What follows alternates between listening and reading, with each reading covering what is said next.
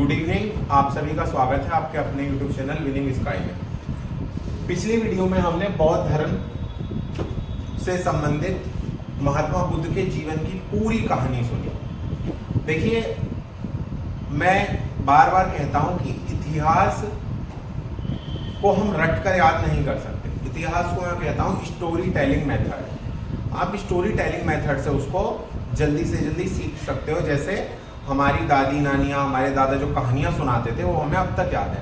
ऐसे ही हमारा इतिहास, अगर हम इतिहास को कहानी कथाओं के माध्यम से पढ़ें और फैक्ट के साथ उसको याद करें तो रटने की कोई ज़रूरत ही नहीं रहेगी। वो ज़रूरत ही खत्म हो जाएगी और लंबे समय तक वो कहानियाँ हमारे दिमाग में बनी रहेंगी। पिछली वीडियो में महात्मा बुद्ध के जन्म से लेकर उनके महापरिनिर्वाण तक की पूरी कहानी हमने सुनी, जिसमें कुछ फैक्ट भी थे। आज की इस वीडियो में आपके हाथों की मरम्मत होने वाली है। पूरी वीडियो में आपको लिखना होगा, तो जिन स्टूडेंट ने पुरानी वीडियो नहीं देखी है वो पहले उसे जाके देखें। और उसमें लिखने का कोई कार्य नहीं है, आराम से अपना ईयरफोन लगाएं और शांत भाव से उस कहानी को सुने और उस चिंतन को देखें। सिद्धार्थ से बौद्ध बनने की कहानी। आज की वीडियो में वो महत्वपूर्ण जो फैक्ट आए थे उनको सबको हम लिखाएंगे और बीच बीच में चर्चा करते रहेंगे। देखिए, एक वीडियो जो मुझे बनाना है उस पर मैं काम कर रहा हूं अभी। वो वीडियो होगा आपका how to manage your time, अपने समय को कैसे आपको मैनेज करना। जैसा कि अगस्त माह में आपकी परीक्षा के आसार लगाए जा रहे हैं। और ये मैं इसलिए कह रहा हूँ, मैं इसलिए कह रहा हूँ कि यूपी चुनाव, जो यूपी में वर्तमान सरकार की दशा हुई है, उसका एक बहुत बड़ा फैक्टर है रोजगार, जो एक बहुत बड़ा कारक रहा। और इसको लेकर सरकार एक्शन में भी आई है और इस कलंक को धोने के लिए सरकार को कुछ करना ही पड़ेगा। तो उसमें सबसे बड़ा मील का पत्थर साबित होगा आपका यूपी पुलिस की भर्ती और दूसरा यूपी एसआई की भर्ती। फिर बीएड की भर्तियां भी रुकी हुई हैं। तो ये सारे अब कार्यक्रम शुरू हो जाएंगे उत्तर प्रदेश में, क्योंकि उत्तर प्रदेश से करारी हार इनको जो मिली है उसका सबक तो पार्टी को मिलेगा ही। तो अपनी कुर्सी की पेटियां टाइट कर लीजिए, क्योंकि एग्जाम शुरू होने वाला है शीघ्र ही आपका। और जितनी भी आपने मेहनत की है, ऐसा सुनहरा मौका बार बार नहीं आता है। इतनी सारी भर्तियां बार बार नहीं आएंगी। आप ही को पता है कितने समय में भर्तियां आ रही हैं। तो प्लीज सिंसियर हो जाइए, पारा है हाई और पढ़ाई भी हाई कीजिए। ठीक है, चलिए तो शुरू करते हैं। बौद्ध धर्म। महात्मा बुद्ध का जन्म 563 BC। अब कुछ बच्चे कहते हैं सर अंग्रेजी में 563 लिखा तो हुआ है भाई। 563 BC में लुम्बिनी, वर्तमान में कहा है नेपाल की तराई में लुम्बिनी।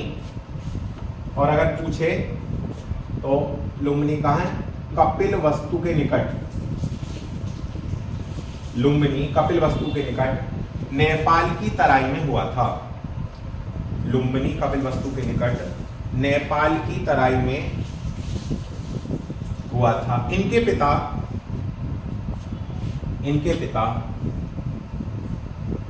शुद्धोधन,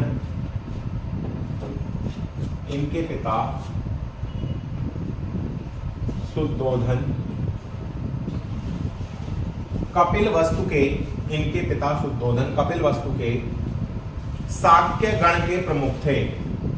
गणराज्य यानी रिपब्लिक, जहां राजा को जनता चुनती थी। इनके पिता शुद्धोधन शाक्य गणराज्य के प्रमुख थे। इनकी माता का नाम माया या महामाया देवी था।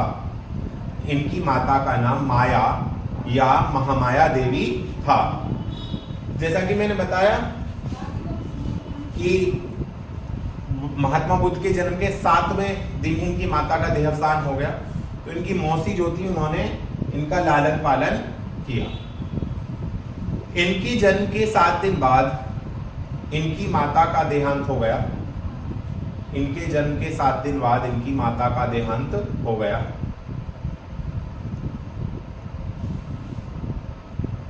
इनका पालन पोषण इनकी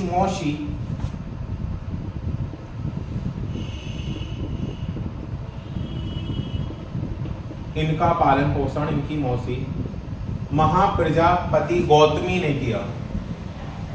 महाप्रजापति गौतमी। कुछ लोग कहते हैं शुद्धोधन की दूसरी पत्नी, गलत लिखा हुआ है, विवाह नहीं हुआ था, मौसी ने पालन पोषण किया था, यानी गौतमी का विवाह शुद्धोधन से नहीं होता। इनका पालन पोषण इनकी मौसी महाप्रजापति गौतमी ने किया। 16 वर्ष की आयु में 16 वर्ष की आयु में इनका विवाह यशोधरा से हुआ। यशोधरा से हुआ। ये कहाँ की थी? शाक्य कुल के प्रमुख की बेटी। 16 वर्ष की आयु में इनका विवाह यशोधरा से हुआ। तो यशोधरा किस वंश से? प्रेग्नेंट हुआ शाक्य कुल से। सिद्धार्थ बचपन से ही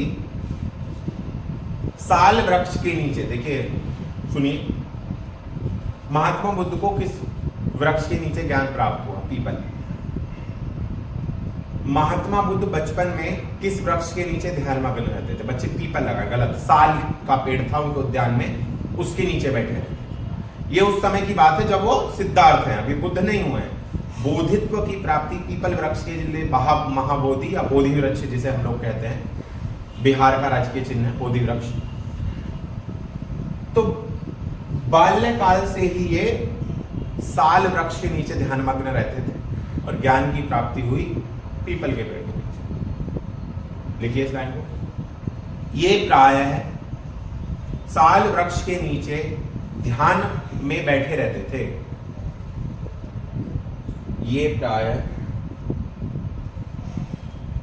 साल वृक्ष के नीचे ध्यान में बैठे रहते थे। यशोधरा से इन्हें एक पुत्र राहुल की प्राप्ति हुई। यशोधरा से इन्हें एक पुत्र राहुल की प्राप्ति हुई। 29 वर्ष की अवस्था में, 29 ईयर ओल्ड, 29 वर्ष की अवस्था में इन्होंने गृह त्याग कर दिया।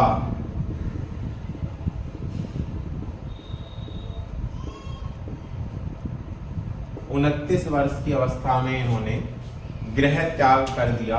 इस घटना को देखिए, 3 घटना है, महाभिनिष्क्रमण, धर्मचक्र परिवर्तन और महापरिनिर्वाण। कई बार पूछा गया परीक्षाओं में, तो ध्यान रख लीजिए। जब सिद्धार्थ ने गृह त्याग किया तो उस घटना को कहते हैं महाभिनिष्क्रमण। 29 वर्ष की आयु में इन्होंने गृह त्याग कर दिया। इस घटना को महाभिनिष्क्रमण कहा जाता है।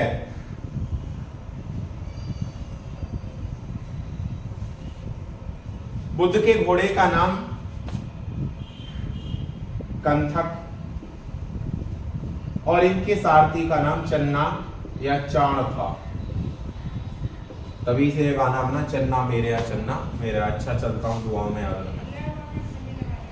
अच्छा चलता हूं दुआओं में याद रखना। चलिए मजाक था। तो बुद्ध के घोड़े का नाम कंथक और सारथी का नाम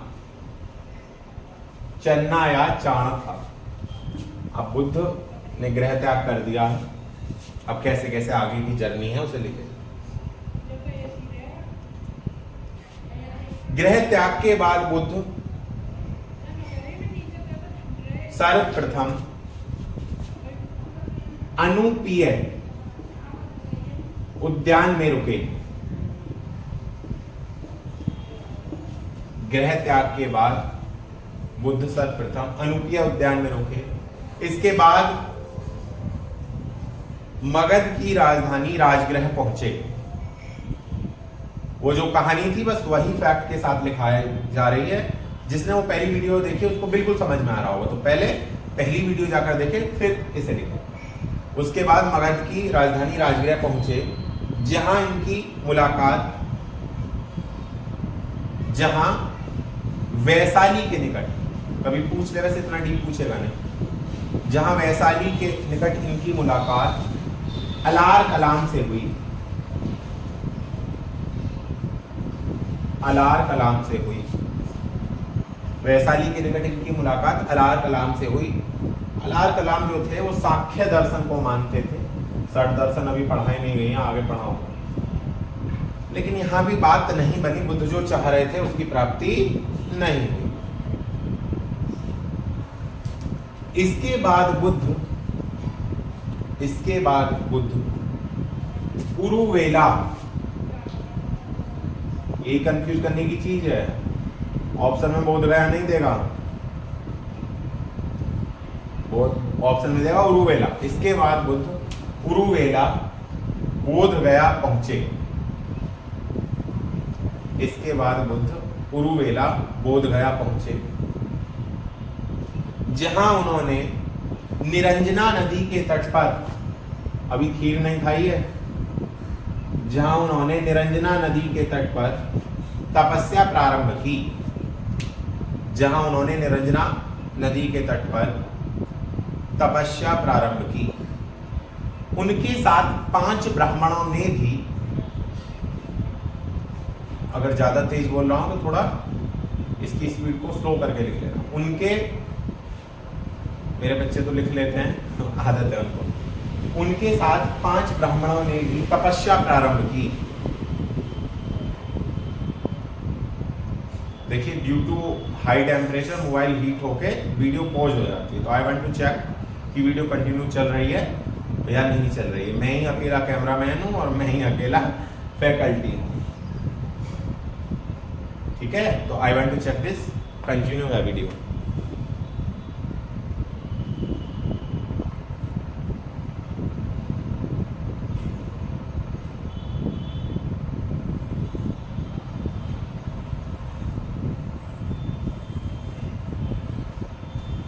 चलिए, दैट्स गुड, आगे चलते हैं।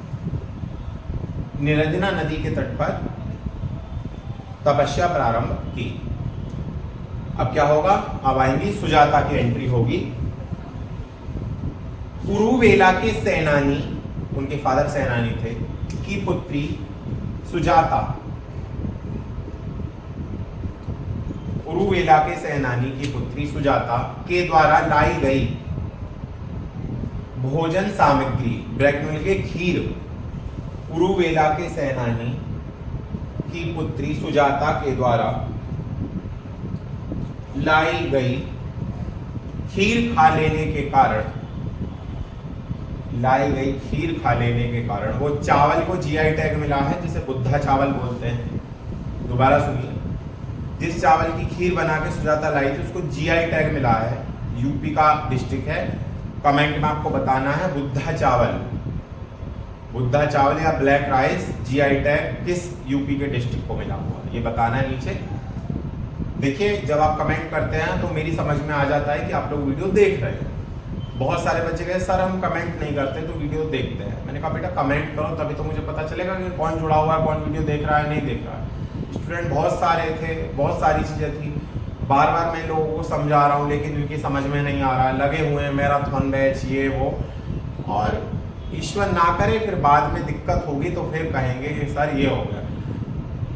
उस कोचिंग में मैंने 35+ लिखा था, जो पुराने स्टूडेंट हैं 35+ मैं लिख के आया था कोचिंग रिपोर्ट पर। और देखिए बच्चे सच में बहुत मेहनती हैं, 3 साल तक मैंने पढ़ाया और मुझे पूरा विश्वास भी है, लेकिन कुछ गलतियां जो वो अपनी जिद और सुनते नहीं है। मैंने उनसे कहा बेटा क्लास ले लो, मेरी क्लास रिवीजन करते चलो, लेकिन नहीं सुनना है। रणनीति पता नहीं वो क्या बनाएंगे, अलग अलग प्लेटफॉर्म है, मैं किसी का नाम नहीं लूंगा, उन पे लगे हुए हैं। लेकिन जब प्रोडक्टिविटी की बात करते हैं तो सुनने, और जो बच्चा सलाह मान के चल रहा है, काम कर रहा है, जैसे बता रहा हूँ, जुड़ा हुआ है, नौकरी पे है या बहुत जल्दी पा भी जाएगा। नाम बताने की जरूरत नहीं, आप जानते भी हो मैं किन किन लोगों की बात कर रहा हूं। जिसने सिवाय मेरी गाइडलाइन के और कुछ देखा ही नहीं, उसे कोई मतलब नहीं आया, मैंने कंटेंट बताया, चीजें बताई, केवल क्लास नोट्स, रिवीजन और एमसीक्यू लगाना,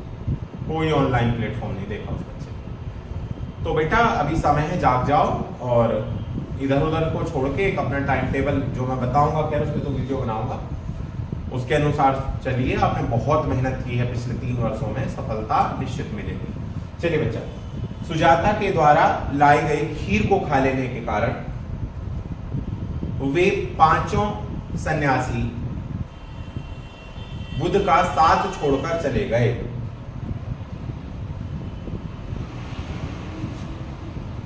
साथ छोड़कर चले गए, कहां चले गए? सारनाथ चले गए। बुद्ध कुरुवेला से गया पहुंचे। गया जी, बुद्ध कुरुवेला, गया में एक पवित्र हिंदुओं का तीर्थ स्थल है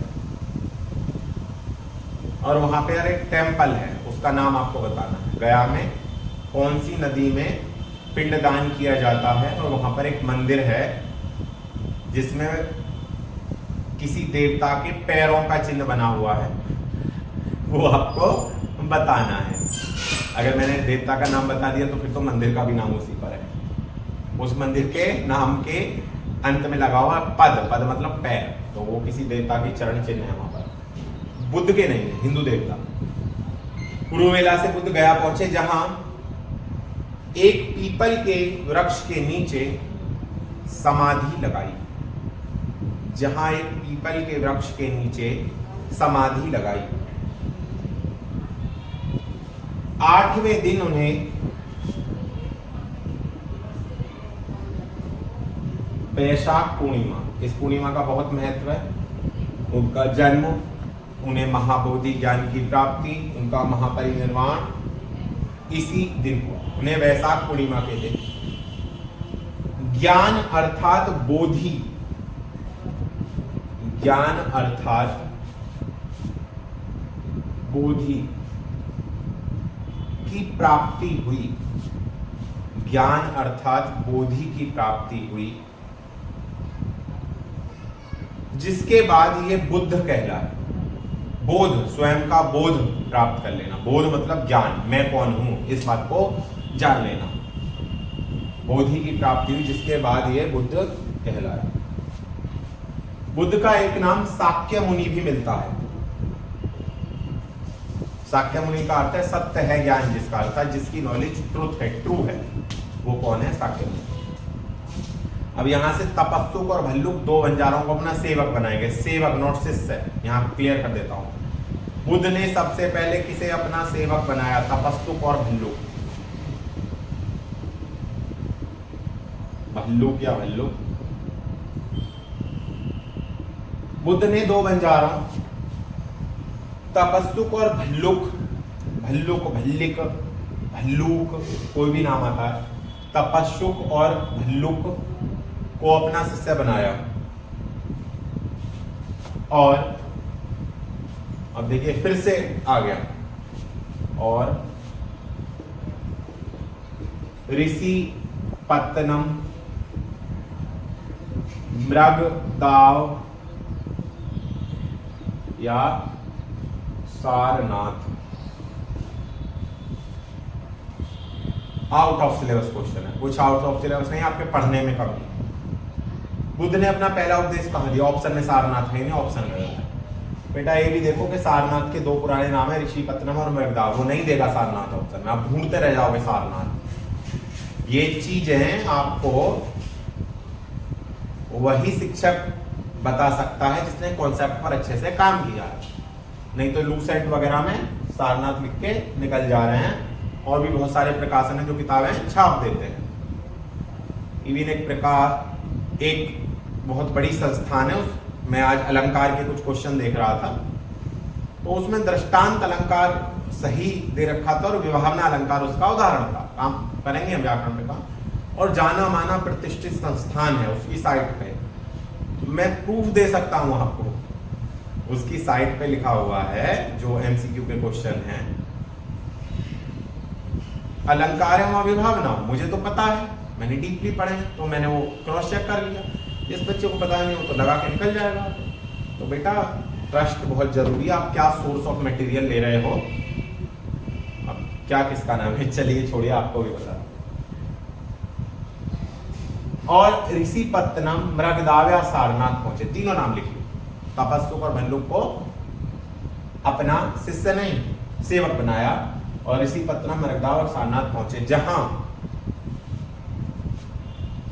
बुद्ध ने अपना पहला उपदेश उन्हीं पांचों सन्यासियों को दिया। कौन से पांचों? जो उनका साथ छोड़ के आ गए थे। जहां बुद्ध ने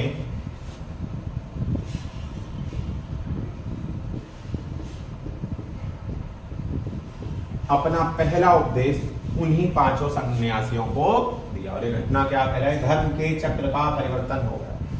जो उस सन्यासी ने भविष्यवाणी की थी बुद्ध के जन्म से पूर्व। और यह घटना धर्म चक्र परिवर्तन कहलाई। और यह घटना धर्म चक्र परिवर्तन कहलाई। धर्म के चक्र का परिवर्तन हो गया। चलिए, इसके बाद बुद्ध वाराणसी आ गए। इसके बाद बुद्ध वाराणसी आ गए, जहां व्यापारी यश की माता और पत्नी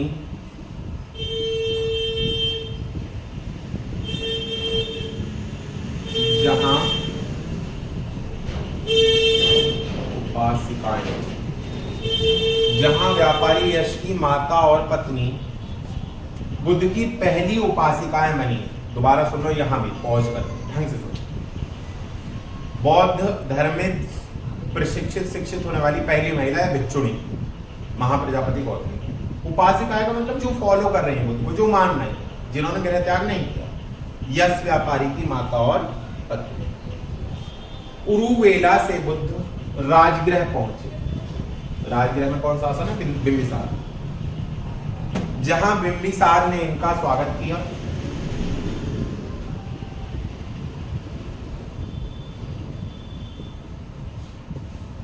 और इन्हें वेणु वन विहार दान में दिया। पूछा गया क्वेश्चन है। और इन्हें वेणु वन विहार दान में दिया। श्रावस्ती के एक व्यापारी अनाथ पिंडक, सुदात नाम है वैसे इसका, सुदात, दोनों नाम लिख लीजिए आप। श्रावस्ती के एक व्यापारी अनाथ पिंडक या सुदात ने इन्हें जैतवन विहार दान में दिया। विहार शब्द से ही बना है विहार, बौद्ध विहार, विहार से बना विहार। जैतवन विहार दान में दिया। सुनिए, वेणुवन किसने दिया? बिंबिसार ने। तो जैतवन किसने दिया? अनाथ पिंडक ने। बिंबिसार का जैतवन लगाते हैं, ध्यान से सुन लेना। वेणुवन बिंबिसार ने और जैतवन अनाथ पिंडक। चलिए, अब जो क्वेश्चन यूपी पुलिस में पूछा गया था पुराने पेपर में, बच्चों की नोटबुक में तो लिखा ही हुआ। बुद्ध ने अपने परम शिष्य आनंद के कहने पर, दो क्वेश्चन करना है। देखिए, क्लास में डिस्कशन करा है नोट्स को दिखा के, जो पेपर में क्वेश्चन आए, जो बच्चे मेरे यहाँ पढ़े हुए वो जानते हैं। बुद्ध ने अपने शिष्य आनंद के कहने पर वैशाली में, जगह का नाम पूछा था, वैशाली में महिलाओं को संघ में प्रवेश की अनुमति दी। यानी महिलाएं भी भिक्षुणी बन सकती है। दोबारा लिखिए, सुन लीजिए इसका। बुद्ध ने अपने परम शिष्य आनंद के कहने पर वैशाली में महिलाओं को संघ में प्रवेश की अनुमति दी और इनकी पहली भिक्षुणी इनकी मौसी महाप्रजापति गौतमी हुई। इनकी पहली भिक्षुणी इनकी मौसी महाप्रजापति गौतमी हुई। 3 फैक्ट ध्यान से सुनिए। बुद्ध ने किसके कहने पर महिलाओं को संघ में प्रवेश की अनुमति दी? आनंद के। बुद्ध ने किस स्थान पर महिलाओं को संघ में प्रवेश की अनुमति दी? वैशाली। बौद्ध धर्म की में दीक्षित होने वाली पहली भिक्षुणी कौन थी? Mahaprajapati Gautam. There are 3 important question in these 4 lines. इन 4 लाइन्स में से 3 महत्वपूर्ण प्रश्न। चलिए, बुद्ध ने श्रावस्ती के उंगली मार डाकू, इसकी कहानी सुनी होगी।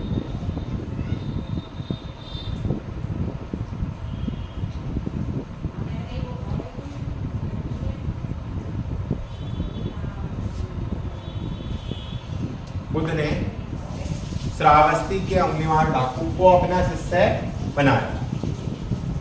अब देखिए क्या है उंगलीमार डाकू। एक व्यक्ति है, दुर्दांत है, जिसे उंगलियों का नेकलेस बड़ा पसंद है। उसका एम है कि मैं 108 108 लोगों की उंगलियों का नेकलेस पहना। अब तक 107 मर्डर कर चुका है। मर्डर करके क्या करता है, उंगलियां काट लेता है और अपनी माला में सुई से उन्हें डाल लेता है, तो उसे नेकलेस बड़ा अच्छा लगता है। राजा के सैनिक तक खौफ खा रहे हैं उंगली मार के नाम। पूरी श्रावस्ती की जनता त्राही त्राही कर 107 हत्याएं वो कर चुका है। कोई प्राणी, कोई मनुष्य उधर से जंगल से निकलने का साहस नहीं करता है। उंगली मार का टारगेट है 108 का, एक टारगेट उसका है। बुद्ध को जब पता चला कि उंगली मार ने यह निश्चय किया है कि वह 108वीं हत्या अपनी माता की करेगा और उसकी उंगलियों की माला पहनेगा और उसका एम पूरा हो, तो बुद्ध ने कहा कि भाई ये तो इससे ज्यादा नीच कर्म तो कुछ हो नहीं सकता, एक बेटा माँ की हत्या। बुद्ध ने सोचा कि भाई अब बहुत हो गया, अब इसके उद्धार का समय आ गया। तो बुद्ध जाते हैं बीच जंगल से, उंगलीमान निकला है अपनी माँ की हत्या करने के लिए, और जब बुद्ध को देखता है तो बड़ा प्रसन्न होता है कि चलिए माँ को नहीं मानना। बोले सन्यासी, मैं बहुत दिनों से 108वें पर्सन की तलाश में, और तेरी उंगलियां काट के मैं अपनी माला में डालूंगा और 108 लोगों की उंगलियों की माला पूरी।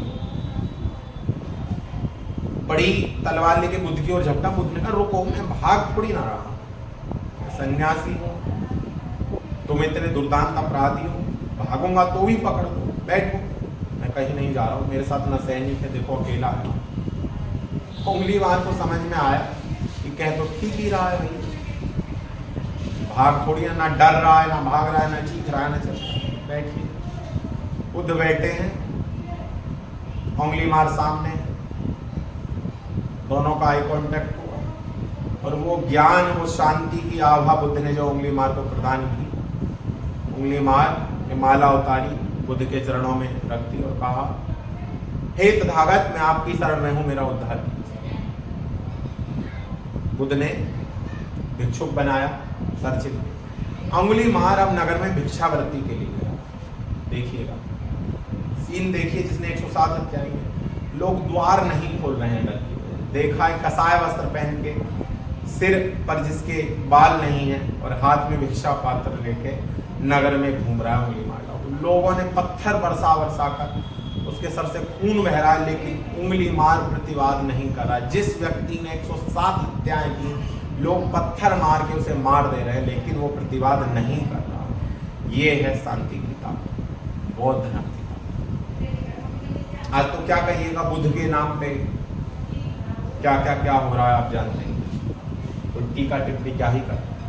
इन समझिए मूल में क्या है, शांति है, सद्भाव है। किसी भी महापुरुष को हम अपना आइडल बनाते हैं, कम से कम उसके जीवन की अगर 1-2 शिक्षाओं को ही अपने जीवन में उतार लें तो हमारा उद्धार हो जाए। आगे चलिए। तो श्रावस्ती से उंगलीमार डाकू थे, जिसे अपना शिष्य बनाया। बुद्ध के सबसे अधिक शिष्य कौशल राज्य में थे, यह प्रश्न में पूछा गया। बुद्ध के सबसे अधिक शिष्य कौशल राज्य में थे तथा उन्होंने अपने धर्म का सर्वाधिक प्रचार यहीं किया। तथा उन्होंने अपने धर्म का सर्वाधिक प्रचार यहीं किया। जीवन के अंतिम दिनों में बुद्ध अपने शिष्य चुंद के पास पावा पहुंचे। यहां क्या खेलेंगे, सूखे हुए मशरूम। चुंद के पास पावा पहुंचे, जहां सूकर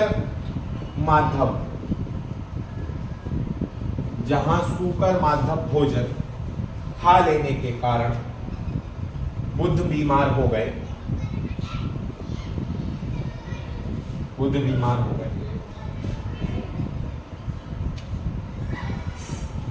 इसके बाद बुद्ध कुशीनगर आ गए और 80 वर्ष की आयु में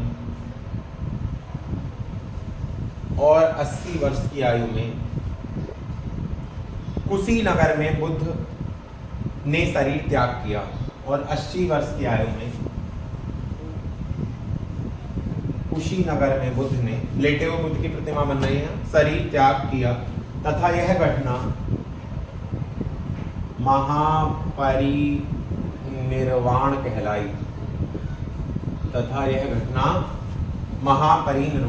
There are three most event of the Buddha's life. First, महाभिनिष्क्रमण, घर से निष्कासन। सेकंड, धर्म चक्र परिवर्तन, द फर्स्ट उपदेश ऑफ महात्मा बुद्ध, और थर्ड जब उन्होंने शरीर त्यागा, महापरिनिर्वाण। बुद्ध ने अपना अंतिम उपदेश अपने शिष्य सुभद्र को दिया। उपदेश क्या था?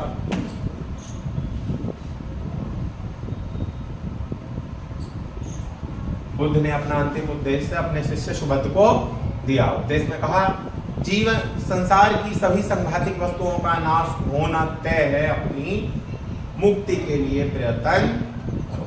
मेरी शिक्षाएं ही जो हैं वही तुमको मुक्त करा। इनकी मृत्यु के बाद इनके शरीर धातु के 8 टुकड़े किए गए। इनकी मृत्यु के बाद इनकी शरीर धातु के 8 टुकड़े किए गए, जिन पर स्तूपों का निर्माण किया गया।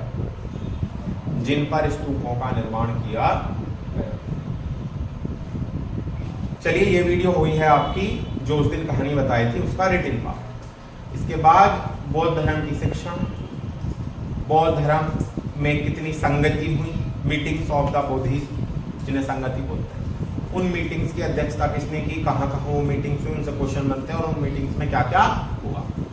इसके साथ साथ बौद्ध धर्म की शिक्षाओं पर प्रकाश डालें और इसके साथ साथ बौद्ध धर्म के पतन के कारण पढ़ेंगे, तो हमारा बौद्ध धर्म का टॉपिक ये संपन्न हो जाएगा, जो कि हम अगली वीडियो में देखेंगे। मन लगा के पढ़ते रहें, खूब अच्छे से तैयारी करें, MCQ लगाते रहें। जल्द ही मैं आपके सामने टाइम टेबल की एक वीडियो पेश करूंगा, अच्छे से उसे रिकॉर्ड करूंगा, ताकि आप समझ पाएं कि कैसे इस अपने टाइम को आप यूटिलाइज करेंगे। अपना ध्यान रखिए, गर्मी बहुत है, अच्छे से पेय पदार्थ पीते रहिए और पढ़ते रहिए। चलिए, मिलते हैं अगली वीडियो में। नमस्कार।